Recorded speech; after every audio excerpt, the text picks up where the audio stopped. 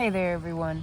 I was just thinking, there's probably a lot of people out there who are new to the Garrett Ace Apex. I just want to give a couple of pointers while I'm thinking about it. So I'll just show you how I set mine up, and I think it's the easiest way to just hit a yard and see what you can find. So, and plus it helps you learn your signals. So I'm going to switch it around and I'm going to show you what I use.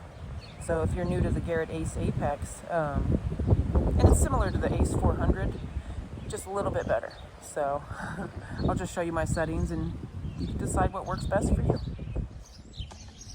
Okay, so I'm in my yard.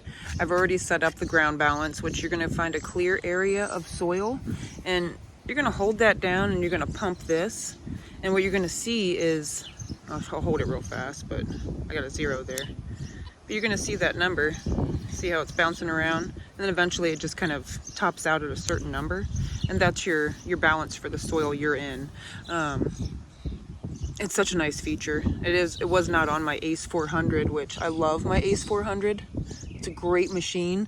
This one's just a little bit better, so I'm in love. So you're going to start out. My advice, shoot on 0 mode. Especially if you're going to go out in your yard, because you're going to learn your signals a little bit better that way. You're going to learn what is ferrous or iron, and the non-ferrous, which is the silver and the ever-present aluminum foil and pull tabs. But dig a lot to learn these tones, because I think there's 4 tones on this Apex. There's like a high, medium, high, and then a high tone. And each one is gonna, if you pay attention, you start learning, you'll see what happens. My Ace 400, I think, had 3 tones. It was low, medium, and high. So this is kind of just a little bit better. Not a bad thing at all. So don't be afraid if you're running an Ace 400 or whatever other numbers there are in the Ace series. Don't be afraid to upgrade. I mean, she's a beast. Although it's a he. His name's Pappy, so I'm sorry, I called you a she. Anyways, but over here, when you turn this bad boy on after you've got it charged, you've got the update, run it in 0, just to start out. 0 discrimination.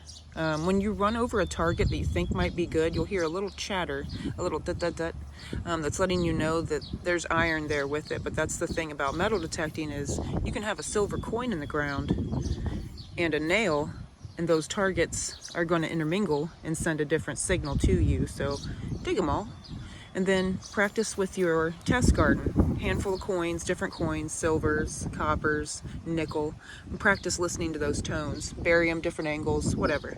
But when you're out, you start swinging. Shoot with 0 discrimination, which right here's your mode. Easy peasy. Coins, US coins, jewelry, relics, custom. Custom, you can notch out what you don't want to hear. Say you're looking for grandma's lost gold ring, and you know you want the gold tones, you don't need this stuff up here. You can do that, but you can achieve the same thing on 0 discrimination too. So, especially if you know your tones and your signals. And then over here you can see my sensitivity. I've got way too much iron trash in my yard. My house is about 200 years old, so you know they were throwing stuff around. So I never run full. I do in my field because there's not a lot of trash out there. Go over here to menu, sensitivity, that's where you're going to drop that up or down. Volume, that's general volume for your good signals. But next you'll have, see, 7, 8. I'm putting it a 7 because I like the good stuff loud. Iron volume, keep it low. Who wants to hear that? I want to be able to know that when I'm hitting a target, I got a good idea if there's a little iron in there. Go down to frequency. I run on multi-frequency.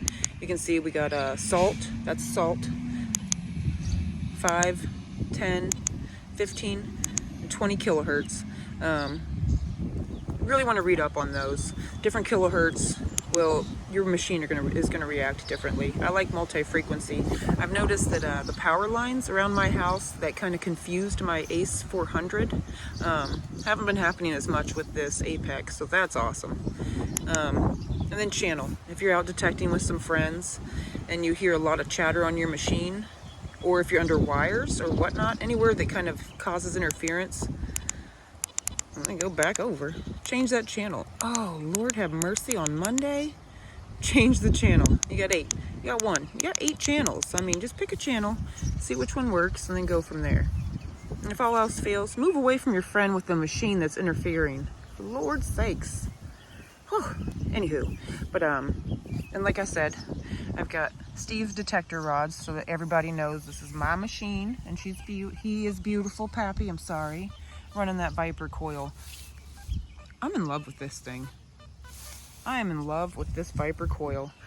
I have the sniper, and I have with my Ace 400 the sniper, and I think it's the 8x11 double D coil. Both amazing coils, but this one by far my favorite. I love it.